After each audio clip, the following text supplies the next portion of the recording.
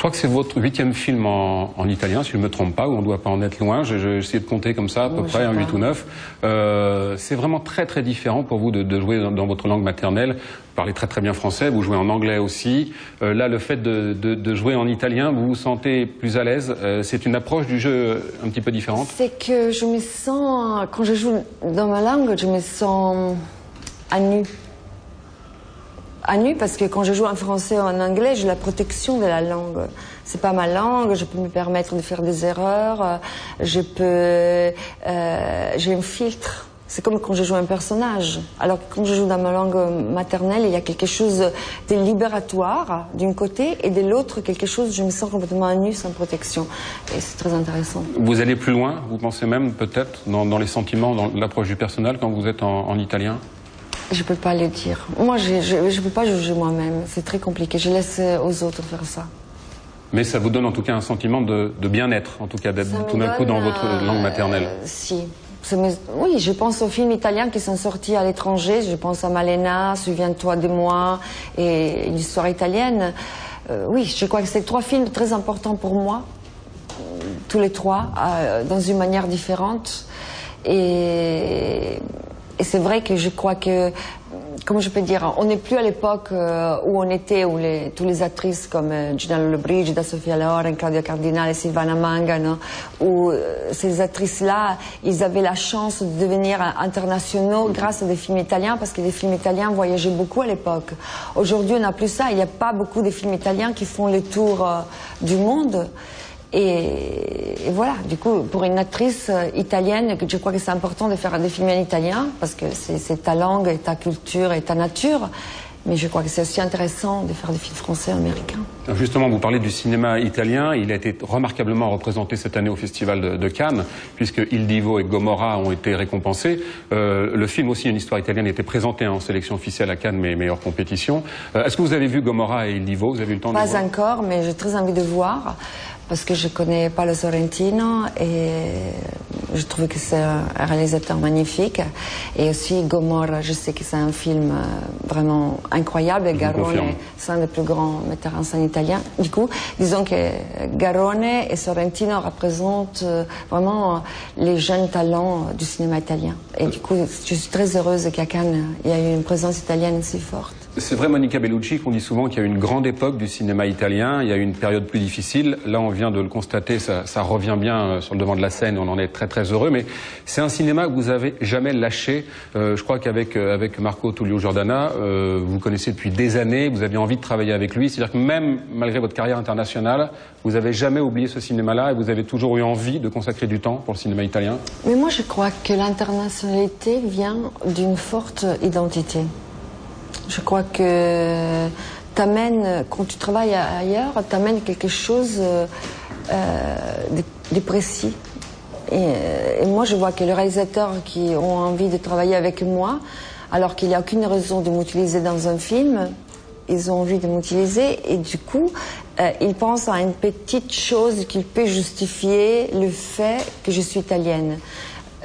C'est pour ça que quand on me dit « Oh, mais quand même, de travailler à l'étranger, c'est toujours dur parce que on t'utilise toujours comme une étrangère. » Et alors, ça veut dire quoi? Tu peux avoir des premiers rôles comme étrangère. Moi, quand je regarde ma filmographie française ou des films que j'ai fait aux États-Unis, il y a plein de films où j'ai les premiers rôles et ils ont justifié le fait que j'étais italienne. So, c'est où le problème? Et je crois que ça vient du fait que tu amènes quelque chose de précis. Quelque chose qui ressemble à quelque chose. Donc il faut surtout pas perdre, il faut pas perdre son identité, quoi. Si je vous comprends bien, c'est très important de la garder. C'est important. Moi, je me sens italienne profondément. Quand je viens en France à faire des films, jamais je me suis sentie une Française. Malgré j'adore votre pays, mais je me sens italienne. La même chose quand je vais aux États-Unis, je me sens une italienne aux États-Unis. Jamais pensé de devenir autre chose. Aussi parce que le risque, c'est pour ça que pour moi, de temps en temps, c'est important de rentrer dans mon pays et faire aussi des films italiens. Parce que sinon, le risque, c'est que tu deviens hybride. Se couper de ses racines et... Tu deviens un peu... Quand on dit « je suis citoyen du monde », oui, c'est bien d'être citoyen du monde, mais il faut savoir d'où tu viens. C'est vieux, non? Comme le monde, quand on dit « il faut savoir d'où tu viens pour savoir où tu vas ». C'est vrai, mais c'est vrai, je crois. Il y a la carrière américaine, mais ce qui veut dire que, par exemple, vous n'irez jamais habiter aux États-Unis. Mais ça, c'est... Moi, j'adore l'Amérique, j'adore l'énergie qu'il y a là-bas. Ils font des films magnifiques et très différents entre eux. Mais moi, je me sens profondément européenne. Et je me rends compte de comme je suis européenne quand je vais aux États-Unis. Dans le sens que voilà, je suis bien quand je vais là-bas pour un film, pour tourner, mais j'ai jamais vécu là-bas. J'ai jamais dit je vais 6 mois aux États-Unis, je prends une maison. J'ai jamais fait de casting là-bas, jamais. Tous les films que je fais là-bas, c'est parce que voilà, il y a eu des réalisateurs qui ont pensé à moi et je suis très heureuse.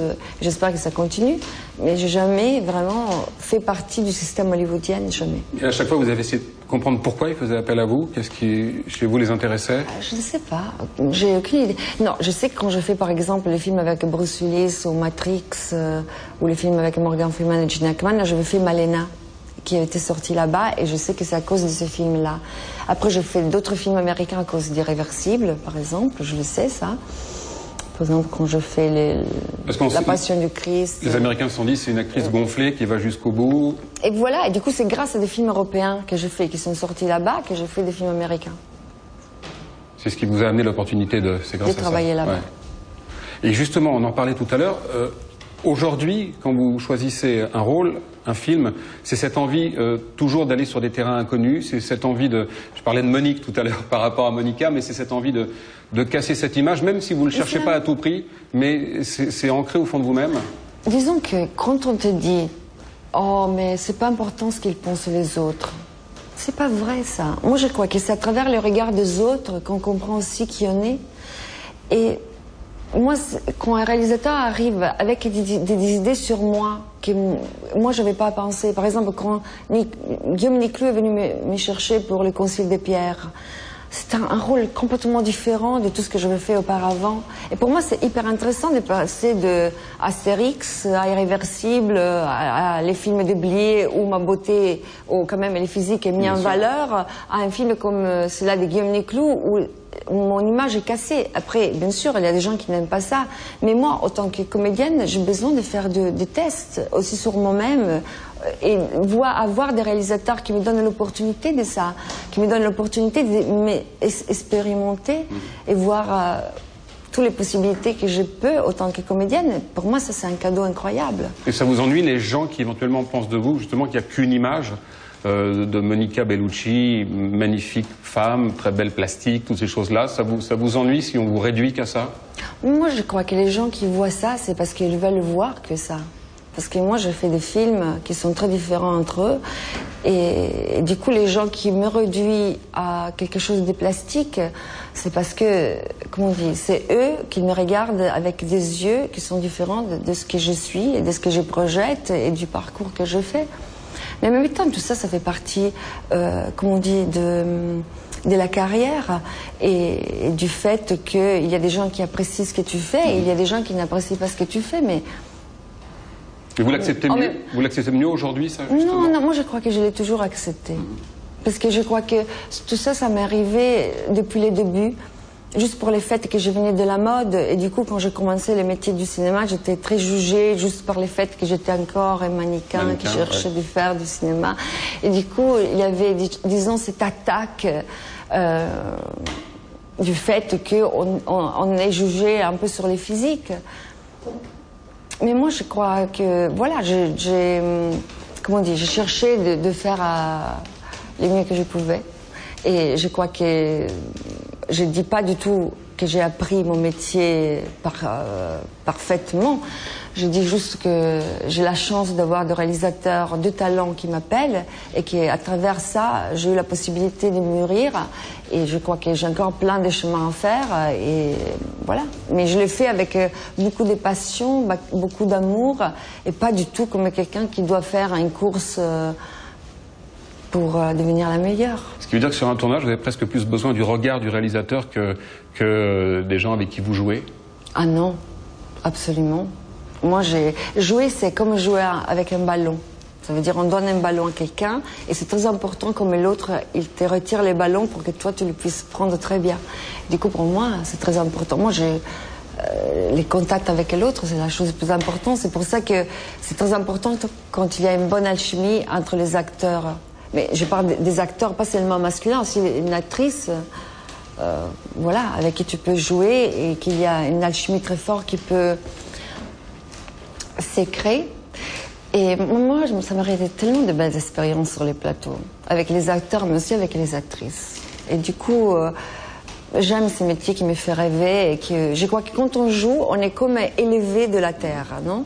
Dans le sens que quand tu joues, t'as pas froid, t'as pas chaud, t'as besoin de rien. C'est une petite drogue. Mais on n'est pas trop coupé du monde, justement, parce qu'on n'a pas tendance à parce que ça dure le temps d'une clap, non?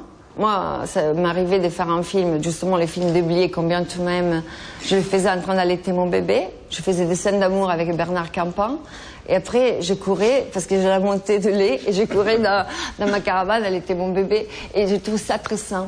Cet rapport entre le cinéma et la vie, et je crois que c'est quelque chose de très sain, de très beau. Comme quand on dit que les actrices sont fragiles et que c'est le cinéma qui les tue. Moi, je crois que c'est toujours la vie qui te tue, pas le cinéma. Et votre force aujourd'hui, c'est la famille aussi, parce que c'est bien ancré, parce que vous... Je crois que la famille, c'est quelque chose qui donne beaucoup de force, non? Donc, aux gens. Je suis entièrement d'accord avec vous, donc c'est un peu Monique la maman, quoi. Et Vincent, il est toujours... quand on disait que la maman italienne existait, je voulais pas y croire jusqu'à t'as pas eu un enfant. J'ai vu que ça existe, voilà. Merci beaucoup, merci infiniment.